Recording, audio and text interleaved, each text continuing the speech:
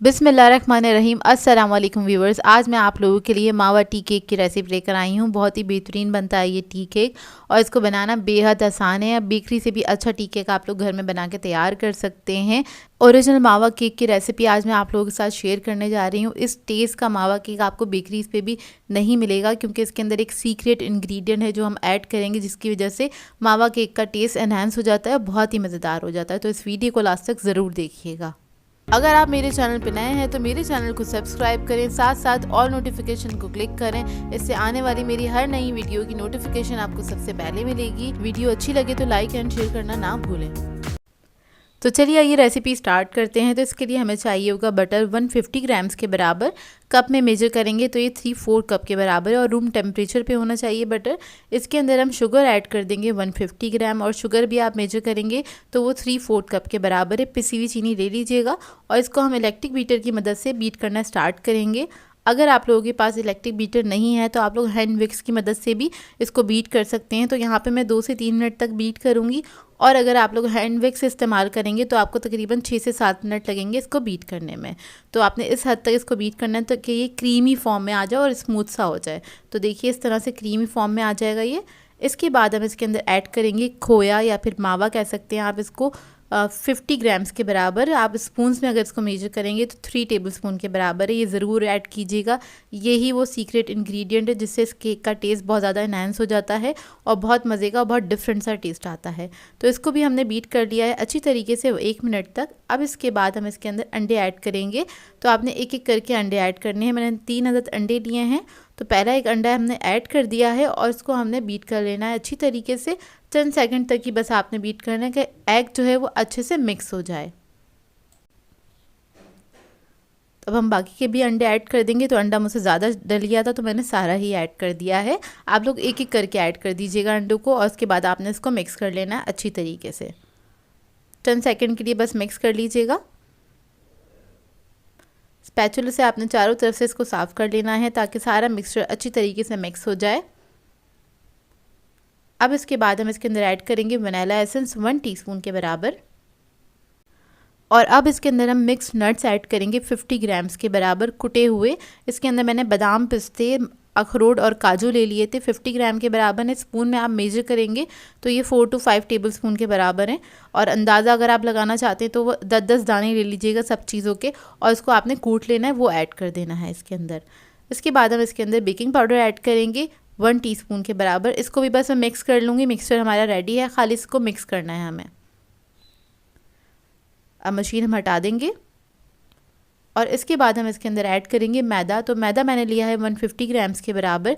Cup में major करेंगे तो ये 1 कप प्लस 1/4 कप है, और मेरे पास जो कप है वो 125 ग्राम्स के बराबर का है। तो आपने इसको मिक्स कर लेना है। आधा मैदा मैंने ऐड किया है, इसको मैं फोल्ड करूँगी अच्छे से, और उसके बाद बाकी का जो आधा मैदा है वो भी मैं इसके अंदर ऐड कर दूँगी। तो देखिए इसको आपने फोल्ड कर लेना अच्छी तरीके से, इसमें कोई लम्स नहीं रहने चाहिए, बस इस बात का ख्याल रखिएगा।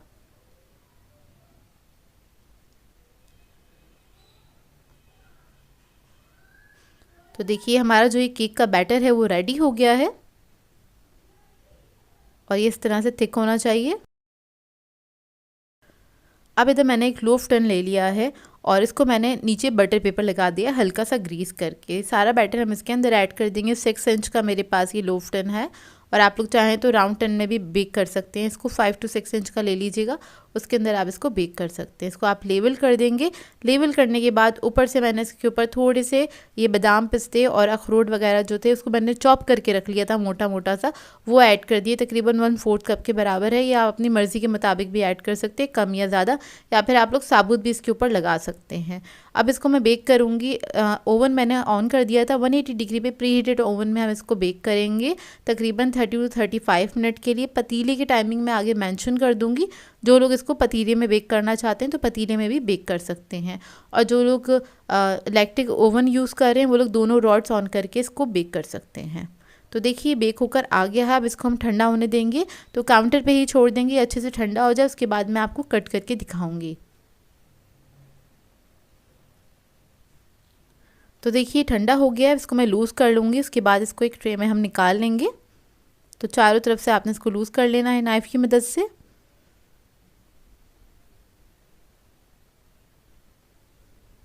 अब इसको मैंने एक ट्रे में निकाल लिया, कट करके दिखा देती हूँ। जब अच्छे से ठंडा हो जाए उसके बाद ही आपने इसको कट करना है।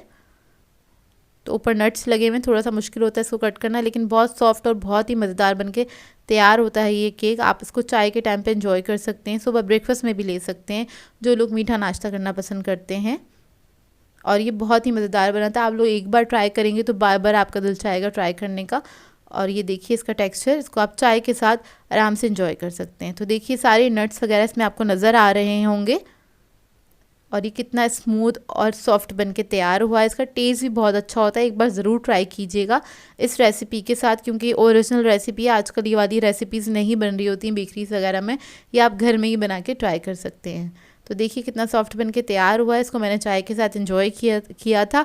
आप लोग भी बना के इसको चाय के साथ एंजॉय कर सकते हैं और इसको एक एयर टाइट बॉक्स में करके सेव करके भी रख सकते हैं। आज मैं आप लोगों के लिए बहुत ही मज़ेदार सी रेसिपी लेकर आई हूँ। आलू चिकन चीज़ कटलेट सिखाने जा रही हूँ, जो कि बहुत ही मज़ेदार बनके तैयार होते हैं। ऊपर से बहुत ज़्यादा क्रिस्पी होते हैं और अंदर से सॉफ्ट होते हैं और ये बहुत ही जल्दी भी बनके तैयार हो जाते हैं। इसको आप बना के स्टोर भी कर सकते हैं। तो इस वीडियो को लास्ट तक ज़रूर देखिएगा।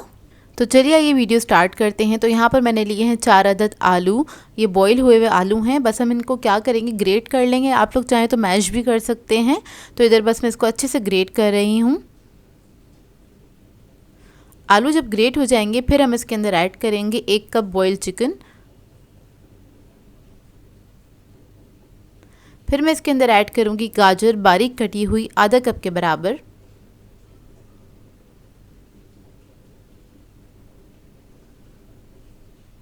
शिमला मिर्च ऐड करेंगे आधा कप बारीक कटी हुई।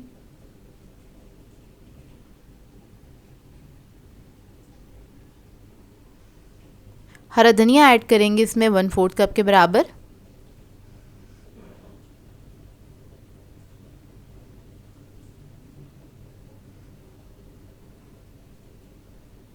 हरी मिर्ची ऐड करेंगे बारीक कटी हुई 1 टेबलस्पून। ज़ीरा पाउडर ऐड करेंगे 1 टीस्पून। कुटी हुई लाल मिर्च ऐड करेंगे 1.5 teaspoon. Black pepper powder add करेंगे इसके अंदर 1 टीस्पून के बराबर।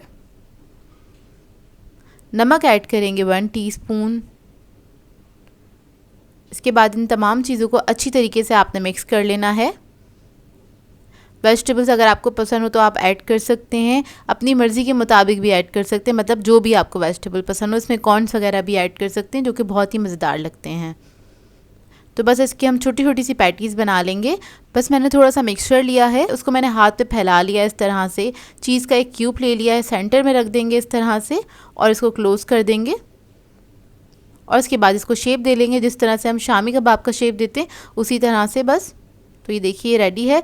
इसी तरह से मैं सारी कटलेट्स बना के रख लूँगी। अच्छा, चीज़ आप लोग चाहें तो ऐड करना चाहें तो इसको ग्रेट करके भी ऐड कर सकते हैं। अब इसकी हम कोटिंग कर लेते हैं। तो यहाँ पर मैंने मैदा लिया है। सबसे पहले हम मैदा लगा लेंगे, उसके बाद हम अंडा लगा देंगे इसके ऊपर। फिर हम लगाएंगे ब्रेड क्रम्स। ये स्टेप ज़रूर कीजिएगा, इससे क्या होगा, ये बहुत ज़्यादा क्रिस्पी बनके तैयार होते हैं और बहुत ही मज़ेदार लगते हैं। और इसको आप ब्रेड क्रम्स वगैरह लगाने के बाद इसको स्टोर भी कर सकते हैं। तो देखिए इस स्टेज पे आप इसको स्टोर कर सकते हैं, किसी भी एयर टाइट बॉक्स में डाल के फ्रीज़र में फ्रीज़ कर दीजिएगा। तकरीबन 10 से 12 दिन के लिए आराम से ये फ्रीज़ हो सकते हैं। अब इसको हम फ्राई कर लेंगे। तो यहाँ पे ऑयल मैंने गर्म करने के लिए रख दिया था। इसको हम मीडियम फ्लेम पे फ्राई करेंगे, ज़्यादा हाई फ्लेम पे फ्राई नहीं करिएगा। मीडियम फ्लेम पे फ्राई करने से क्या होगा, ये ज़्यादा क्रिस्पी बनके तैयार होते हैं, जो कि खाने में बेहद मज़ेदार लगते हैं। और इसका जो चीज़ है वो भी अंदर तक अच्छी तरीके से मेल्ट हो जाता है। तो देखिए एक तरफ कलर आ गया, इसको टर्न कर दिया मैंने। अब बस दूसरी तरफ से फ्राई करेंगे और बस ये फ्राई हो गए, इसको हम निकाल लेंगे। निकालने के बाद आप इसको सर्व कर सकते हैं किसी भी चटनी के साथ या फिर सॉस के साथ। इधर मैं आपको ये कट करके दिखा देती हूँ। सुपर क्रिस्पी बनके तैयार होते हैं और बहुत ही अच्छे बनके तैयार होते हैं। आप इस रेसिपी को ट्राई ज़रूर कीजिएगा और अपना फीडबैक भी ज़रूर दीजिएगा। तो देखिए अंदर से इसका लुक, और ये बहुत ही मज़ेदार बने थे। आप लोग एक बार ट्राई करेंगे तो आप लोगों को पता चलेगा कि ये कितने अच्छे बनके तैयार होते हैं और बहुत आसान सी रेसिपी है। आज मैं आप लोगों के लिए बहुत ही मज़ेदार से बेकरी स्टाइल चिकन बंस की रेसिपी लेकर आई हूँ। इसे बनाना बेहद आसान है और ये बहुत ही मज़ेदार बनके तैयार होते हैं। झटपट से बनके तैयार हो जाते हैं। मुश्किल से 10 मिनट लगते हैं इसको बनाने में आपको। तो इस वीडियो को लास्ट तक ज़रूर देखिएगा। तो चलिए ये रेसिपी स्टार्ट करते हैं। तो इसके लिए हमें सबसे पहले चाहिए होगा मेयोनीज़ आधा कप के बराबर। ब्लैक पेपर ऐड करेंगे इसके अंदर 1 टीस्पून। सॉल्ट ऐड करेंगे इसके अंदर 1 टीस्पून।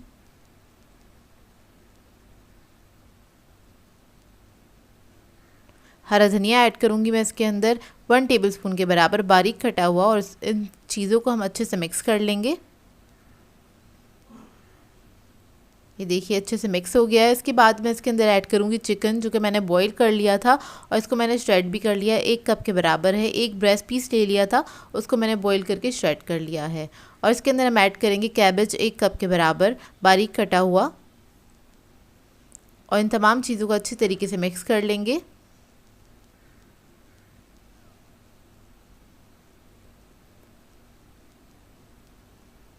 तो ये देखिए अच्छे से ये मिक्स हो गया है। ये कुछ इस तरह से हो जाएगा।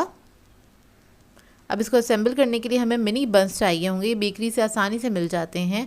तो इसको हम सेंटर से इस तरह से कट कर लेंगे और इसके ऊपर हम लगाएंगे मक्खन इस तरह से हल्का सा स्प्रेड कर लेंगे।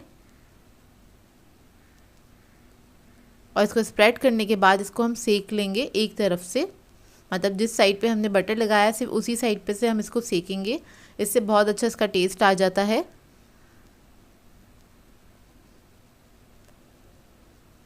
बस हल्का सा ही सेकना है, बहुत ज़्यादा नहीं सेकना है। बस जब एक तरफ इसके कलर आ जाएगा तब हम इसको निकाल लेंगे। इसी तरह से मैं सारे बंस को सेक के रख लूँगी।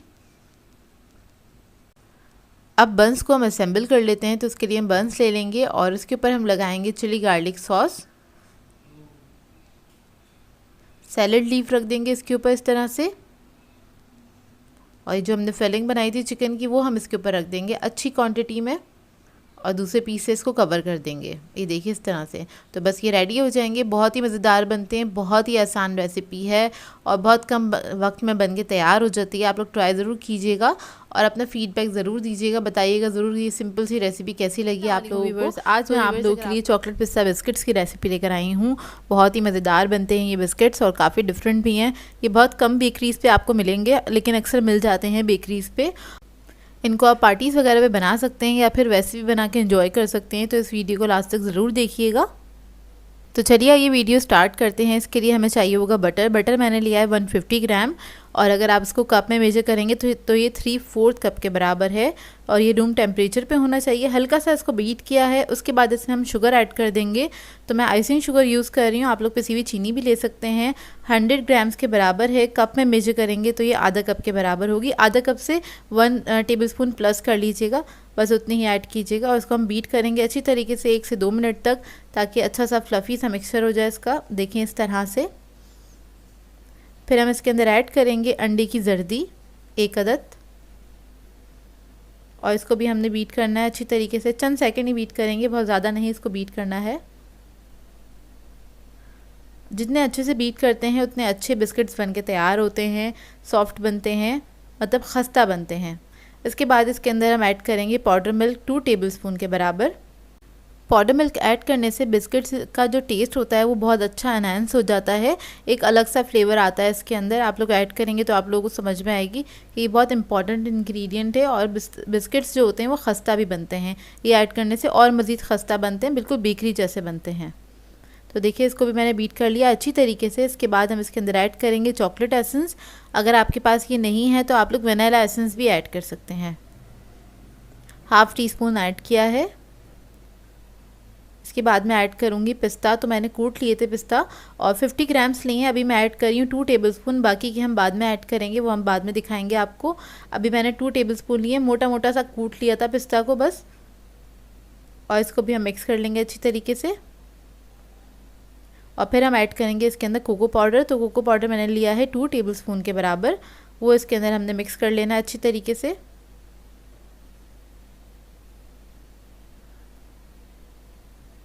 और इसके बाद मैं इसके अंदर ऐड कर रही हूँ कैडबरी का कोका। तो ये मैं ऐड करूँगी 1 टेबलस्पून के बराबर। ये ऑप्शनल है और ये मैं इसलिए ऐड कर रही हूँ, मुझे थोड़ा सा बिटर साइड पे पसंद है ये वाले बिस्किट्स। तो अगर आप लोगों को पसंद हो तो आप लोग ऐड कर सकते हैं, नहीं तो आप इसको स्किप भी कर सकते हैं। ये ऑप्शनल है, मुझे पसंद है इसलिए मैं ऐड कर रही हूँ। ये वाले बिस्किट ये ऐड करने से थोड़े से बिटर हो जाते हैं क्योंकि ये जो कोको पाउडर है काफ़ी बिटर है ये, इसलिए। और बस ये हमारा जो मिक्सचर है वो रेडी हो गया है। इसको मिक्स कर लेंगे अच्छी तरीके से। उसके बाद हम इसके अंदर मैदा ऐड करेंगे। तो मैदा मैंने लिया है 200 ग्राम के बराबर और ये कप में होगा 1 कप और 3/4 कप के बराबर होगा 200 ग्राम। अच्छा, जिन लोगों को चॉकलेट बिस्किट्स नहीं पसंद हैं वो लोग चाहें तो वनीला फ्लेवर की भी बना सकते हैं। वो इसके अंदर सिर्फ वनीला फ्लेवर ऐड करेंगे और कोको पाउडर ऐड नहीं करेंगे। और पिस्ता जो है वो सारा अच्छी क्वांटिटी में ऐड कर दीजिएगा, तो आपके ये वनीला फ्लेवर के पिस्ता बिस्किट्स बन जाएंगे बहुत ही मज़ेदार से। और चाहें तो पिस्ता एसेंस भी ऐड कर सकते हैं, वो भी मार्केट से मिल जाता है ईजीली। तो देखिए बस इसको मैं मिक्स करती रहूँगी अच्छी तरीके से। और ये मिक्स हो गया, इसका जो डो है रेडी है। और मैं आपको दिखा देती हूँ कितना स्टेबल है ये देखिए, आप हाथों से भी अच्छे से कोई भी शेप दे सकते हैं इस बिस्किट का। और अब हम क्या करेंगे, इसमें से लेंगे आधा डो, काउंटर पे रखेंगे। इसको हल्का सा मैं नीट कर रही हूँ, हल्का सा, बिल्कुल जो क्रैक्स वगैरह हैं वो ख़त्म हो जाए, इसको हल्का सा ही नीट किया है। हल्का सा मैदा डस्ट करेंगे। बिस्किट के लिए बहुत कम मैदा इस्तेमाल करते हैं, ज़्यादा नहीं इस्तेमाल करते, नहीं तो उस पर क्रैक्स आ जाते हैं जो कि अच्छे नहीं लगते। इसको हल्का सा बेलेंगे और बहुत हल्के हाथ से आपने इसको बेलना है। और इसको इतना ही बेलना है कि इसका मोटापन है ना वो 1/4 इंच के बराबर है। मतलब बिस्किट्स जो हम बनाएंगे वो 1/4 इंच इसकी मोटान होगी। और आपने इसको बेल लेना है इस तरह से, बहुत हल्के हाथ से।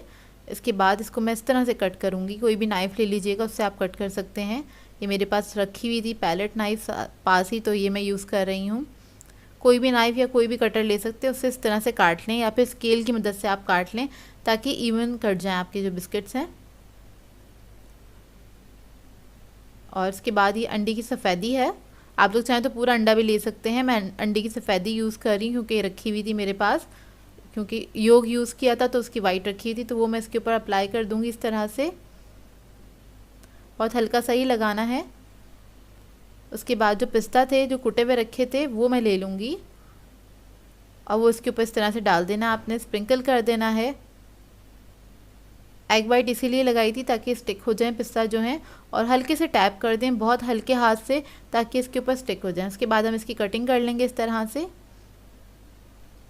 तो मैं इधर बना रही हूँ स्क्वायर शेप में, आप लोग चाहें कोई भी शेप में बना सकते हैं, या हाथों से भी आप चाहें तो इसको राउंड शेप में बना के, जिस तरह से हम नान खताई वगैरह बनाते हैं आप लोग रख सकते हैं, हाथों से भी शेप दे सकते हैं। तो मैं इस तरह से बस इसकी कटिंग करूँगी और उसके बाद इसको बेकिंग ट्रे पे रख दूँगी। ये देखिए कितना मोटा है, ये बेकिंग ट्रे पे रखेंगे। बेकिंग ट्रे को मैंने ग्रीस नहीं किया है, बिस्किट्स के लिए ज़रूरी नहीं होता बेकिंग ट्रे को ग्रीस करना। और ओवन मैंने रख दिया था प्री हीट करने के लिए 180 डिग्री पे, और इसको हम बेक करेंगे 180 डिग्री पे तकरीबन 15 से 20 मिनट के लिए। और मिडिल रैक पे इसको हमने बेक करना है, नीचे की ही रॉड को ऑन करना है। तो देखिए बेक होकर आ गए हैं, 15 मिनट में बहुत अच्छे से बेक हो जाते हैं बिस्किट्स। ये देखिए इसको ठंडा करने के लिए छोड़ देंगे काउंटर पे ही। और अब ये ठंडे हो गए हैं, तकरीबन 10 से 15 मिनट लगते हैं इसको ठंडा होने में। ये देखिए और बिल्कुल परफेक्ट बने हैं, बहुत ही मज़ेदार बनते हैं ये बिस्किट्स। आप लोग ज़रूर ट्राई कीजिएगा और अपना फीडबैक ज़रूर दीजिएगा। ये देखिए मैं आपको तोड़ के दिखा रही हूँ, अंदर से इसका टेक्सचर देख सकते हैं आप। बेकरी से ज़्यादा अच्छे बन के तैयार होते हैं ये बिस्किट्स। आप लोगों ने ये इस रेसिपी को ज़रूर ट्राई करना है और अपना फीडबैक ज़रूर देना है, बताना ज़रूर है कैसी लगी आपको ये रेसिपी। और इसको आप एयर टाइट बॉक्स में रख सकते हैं, ये काफ़ी दिनों तो बिल्कुल फ्रेश रहते हैं। और इन केस अगर आपके बिस्किट सॉफ्ट हो जाएं बेक होने के बाद, तो आप थोड़ी देर के लिए इसको ओवन में रख सकते हैं, दोबारा से फ्रेश हो जाते हैं ये। आज मैं आप लोगों के लिए बहुत ही मज़ेदार से चाइनीज़ पोटली समोसे की रेसिपी लेकर आई हूँ, जिसे बनाना बेहद आसान है और ये बहुत ही मज़ेदार बन के तैयार होते हैं। इसको आप बना के अपीज़ वगैरह में सर्व कर सकते हैं, जो कि बहुत ही क्यूट लगते हैं और बहुत ही मज़ेदार बनते। बनाना भी इसको बेहद आसान है, तो इस वीडियो को लास्ट तक ज़रूर देखिएगा।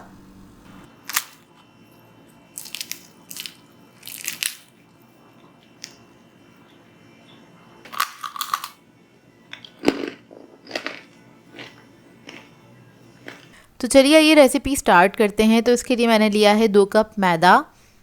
इसके अंदर हम ऐड कर देंगे घी। तो यहाँ पर मैंने मेल्टेड घी लिया है 6 टेबलस्पून के बराबर, और इसके अंदर आपने घी ही ऐड करना है, ऑयल वगैरह नहीं ऐड कीजिएगा। इसके अलावा बटर ऐड कर सकते हैं। तो ये ऐड कर दिया है, और इसके अंदर हम ऐड करेंगे नमक। नमक मैंने लिया है 1 टीस्पून के बराबर। अब इस सबको अच्छे से मिक्स कर लेंगे। घी ऐड करने से समोसा जो है खस्ता बन के तैयार होता है। अगर आप ऑयल ऐड करेंगे तो उससे समोसा खस्ता नहीं बनता है और नरम हो जाता है बहुत जल्दी। तो देखिए इसको मैंने मिक्स कर लिया। इस तरह हम मुट्ठी बना के देखेंगे। अगर मुट्ठी बन रही है तो इसका मतलब आपने घी अच्छे से इसमें ऐड किया है, और अगर मुट्ठी ना बने तो आपको थोड़ा सा घी और ऐड करने की ज़रूरत है। तो यहाँ पर बस हम थोड़ा थोड़ा सा पानी ऐड करेंगे और इसका एक सख्त डो बना के तैयार करेंगे। इसमें नमी थोड़ी कम होनी चाहिए। तो बस यहाँ पर मैं डो बना रही हूँ। नॉर्मल जिस तरह से हम डो बनाते हैं उसी तरह से आपने डो को बना लेना है। और इसको मैं नीट करूँगी तकरीबन 4 से 5 मिनट तक। ये थोड़ा सा जो डो था वो मैंने निकाल लिया है। अब ये सारा डो मैं काउंटर टॉप पे निकाल लूँगी। इसके बाद इसको मैं नीट करना स्टार्ट करूँगी। तो देखिए कितना ड्राई छोड़ा है मैंने, और इसी को मैं नीट करती चली जाऊँगी तकरीबन 5 से 7 मिनट तक, ताकि अच्छे से ये नीट हो जाए। और इसको आपने थोड़ा सख्त ही रखना है, और ये आहिस्ता आहिस्ता सिमटता चला जाएगा। बस इसको नीट करने में आपने थोड़ी सी मेहनत करनी है। यहाँ पे थोड़ी सी मेहनत लगती है जब भी आपके समोसे अच्छे मज़ेदार बन के तैयार होते हैं। तो देखिए डो जो है हमारा नीट हो गया अच्छी तरीके से। अब इसको हम क्या करेंगे, एक बाउल में निकाल के रख देंगे और कवर करके रख दीजिएगा। अगर बहुत ज़्यादा ड्राई मौसम है तो आप इसको एक गीले कपड़े से कवर करके रख सकते हैं। तकरीबन आधे घंटे के लिए आपने इसको रेस्ट देना है। अब आ जाते हैं इसके फिलिंग की तरफ। तो यहाँ पर एक पैन ले लिया है मैंने। इसके अंदर ऐड कर देंगे 3 टेबलस्पून के बराबर कुकिंग ऑयल, और इस थोड़ा सा गर्म होने देंगे। जैसे ही गर्म हो जाएगा हम इसके अंदर ऐड कर देंगे अदरक लहसुन का पेस्ट तकरीबन 1 टीस्पून के बराबर, और इसको हमने फ्राई कर लेना है। चंद सेकंड तक आपने फ्राई करना है, एक अच्छी सी खुशबू आने लगे जब तक इसको फ्राई कर लीजिएगा। जब ये फ्राई हो जाएगा फिर हम इसके अंदर ऐड करेंगे आधा कप गाजर। बिल्कुल बारीक कटी हुई गाजर है ये। शिमला मिर्च ऐड करेंगे आधा कप के बराबर। बंद गोभी ऐड करेंगे आधा कप।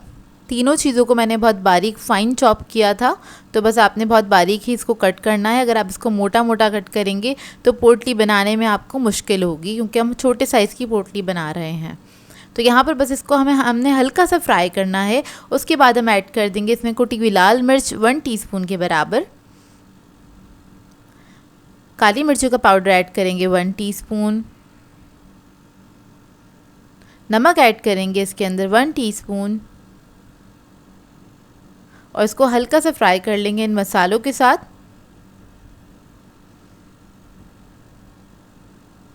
चंद सेकंड के बाद इसके अंदर हम ऐड करेंगे सोया सॉस 1 टेबलस्पून के बराबर, और फिर मैं इसके अंदर ऐड करूँगी vinegar 1 teaspoon. Hot sauce add करेंगे इसमें तकरीबन 1 टेबलस्पून के बराबर। कोई भी अच्छे ब्रांड का हॉट सॉस ले लीजिएगा, वो ऐड कर दीजिएगा इसके अंदर। इसको भी मिक्स कर लेंगे अच्छी तरीके से।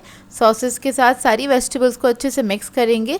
फिर उसके बाद इसके अंदर हम ऐड करेंगे चिकन। आधा कप के बराबर चिकन है ये, बॉयल और श्रेडेड चिकन है, ये ऐड कर देंगे। और इसको आपने बस चंद सेकेंड तक इसको मिक्स करना है अच्छी तरीके से, और इसके बाद आपकी फिलिंग रेडी हो गई है। बहुत जल्दी मिनटों में बन के तैयार हो जाती है इसकी ये फिलिंग। ये देखिए बस इसको हम ठंडा करने के लिए रख देंगे। ये रेडी हो गई है। अब इसके बाद हम डो को देख लेते हैं। तो डो जो है हमारा वो रेडी हो गया है। आधे घंटे के अंदर अच्छे से वो रेडी हो जाता है। अब क्या करेंगे, हमने इसको थोड़ा सा नीट कर लेना है, बिल्कुल हल्का सा, कि ये स्मूथ हो जाए। और ये देखिए कितना सॉफ्ट हो गया है ये। अब इसके बाद हम इसके छोटे छोटे से पेड़े निकाल लेंगे। अच्छा, ये आपके ऊपर डिपेंड करता है आप किस साइज़ की पोटली बनाना चाहते हैं। मैंने मीडियम साइज़ की बनाई थी, बहुत बड़ी ज़्यादा अच्छी नहीं लगती है, बस मैंने छोटी छोटी सी साइज़ की ही बनाई थी। तो उसके हिसाब से आपने पेड़े बना लेने हैं। तो यहाँ पर बस हम पेड़े बना के इनको रख लेंगे साइड पे, और कोशिश कीजिएगा एक साइज़ के पेड़े बने। तो देखिए पेड़े हमारे तैयार हो गए हैं। अब एक पेड़ा ले लेंगे और इसको हमने थोड़ा सा हाथ से फ्लैट कर देना है। इसको बेलने के लिए हल्का सा सूखा मैदा डस्ट करेंगे काउंटर पे। और उसके बाद इसको बेल लेंगे। अब आपने इसको गोल ही बेलना है, इस बात का ख्याल रखिएगा। और थोड़ा बहुत शेप आउट हो जाए तो कोई बात नहीं, क्योंकि इसकी पोटली बनेगी तो उसमें पता नहीं चलेगा इसकी शेप का। तो बस ये हमने बेल लिया है, पतला ही बेलना है आपने इसको। और थोड़ा सा आपने ये मिक्सचर रख देना है और उसके बाद आपने इसके चारों तरफ आधा इंच जगह छोड़ के आपने पानी लगा देना है। उसके बाद हम इसको सील करेंगे इस तरह से, और इसकी एक साइड से फोल्डिंग बनाते हुए हमने इसको शेप दे लेना है और ये सील भी हो जाएगा। ये देखिए इस तरह से। बस आपने जल्दी जल्दी से इसको इस तरह से फोल्ड करना है और देखिए बस ये हमारी पोटली का शेप बनके तैयार हो गया है। और आपने जो पानी लगाया था उससे आपने अच्छी तरीके से इसको सील कर देना है, ज़रा अच्छे हाथ से इसको दबा दीजिएगा। इसी तरह से मैं सारी पोटली बना के रख लूँगी। अब ये जब पोटली तैयार हो जाएगी तो इस स्टेज पे आप चाहें तो इसको फ्रीज़ भी कर सकते हैं आराम से, कुछ 10-15 दिन के लिए रह जाएगी ये। इसके बाद हम इसको फ्राई कर लेंगे। तो यहाँ पर मैंने तेल गरम करने के लिए रख दिया था कढ़ाई में, और तेल जो है बहुत ज़्यादा गरम नहीं होना चाहिए, मीडियम हॉट ऑयल में आपने फ्राई करना है। क्योंकि अगर आप बहुत ज़्यादा तेज़ ऑयल में इसको फ्राई करेंगे तो ये ऊपर से तो अच्छे से कलर आ जाएगा लेकिन अंदर तक ये फ्राई नहीं होगी। हम चाहते हैं अंदर तक ये फ्राई हो, अच्छी खस्ता करारा बन के तैयार हो। तो आपने इसको लो मीडियम फ्लेम पर ही फ्राई करना है।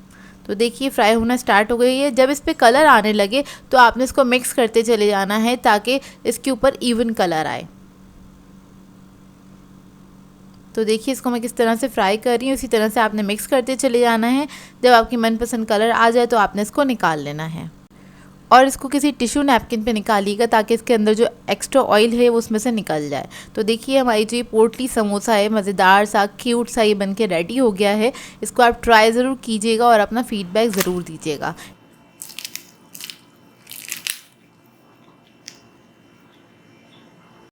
तो देखिए कितना खस्ता करारा बनके तैयार हुआ है ये समोसा। आप लोग ट्राई करेंगे तो आप लोगों को भी बहुत मज़ा आएगा और इसकी फिलिंग बहुत ही मज़ेदार है। आप लोग चाहें तो इसको रोल, समोसे या फिर कचौरी वगैरह में भी इस्तेमाल कर सकते हैं। बहुत मज़ेदार फिलिंग बनके तैयार होती है। आई होप आपको ये सिंपल सी रेसिपी अच्छी लगी हो।